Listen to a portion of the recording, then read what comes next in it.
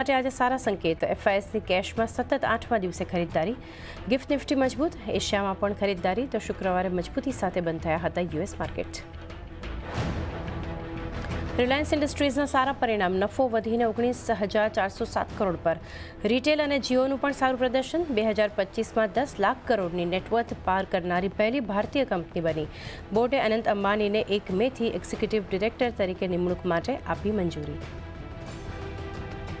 80%થી વધુ ઘટ્યો આરબીએલ બેંકનો નફો. વ્યાજથી આવક પણ 2%થી વધુ ઘટી. જોકે એસેટ ક્વોલિટીમાં સુધાર. ત્યાં જ આઈડીએફસી ફર્સ્ટ બેંકના પરિણામ પણ અનુમાનથી ખરાબ. 58% ઘટ્યો નફો. 14% વધ્યો ઓરેકલ ફિનાન્શિયલનો નફો. આવક પણ વધી. ત્યાં જ ટાટા ટેકનો નફો 20% વધ્યો. Margins flat. આજે આવશે અલ્ટ્રાટેક સિમેન્ટના પરિણામ. 10% વધી શકે છે આવક. નફામાં પણ ઉછાળો શક્ય. ત્યાં જ ટીવીએસ મોટર, કેપીઆઈટી ટેક સહિત વાયદાની 7 કંપનીઓના પરિણામ પર રહેશે ફોકસ.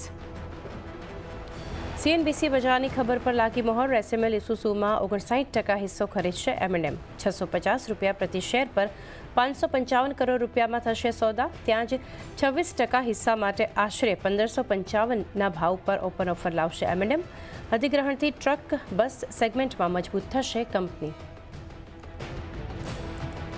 ભારત અને ફ્રાન્સ આજે રાફેલ મરીન ફાઇટર જેટ્સ પર અત્યાર સુધીની સૌથી મોટી ડીલ પર કરશે હસ્તાક્ષર. ભારતીય નેવી માટે 26 રાફેલ જેટના 63,000 કરોડના ડીલની થશે સૈદ્ધાંતિક જાહેરાત. અને 1 ઓગસ્ટથી બહાર થશે વાયદામાંથી એસીસી, પાર્કિશ ઇન્ડસ્ટ્રીઝ, ચંબલ ફર્ટિલાઇઝર, એમ&એમ ફિનાન્શિયલ અને ટાટા કમ્યુનિકેશન્સ. મે, જૂન અને જુલાઈના સોદામાં થતું રહેશે ટ્રેડિંગ.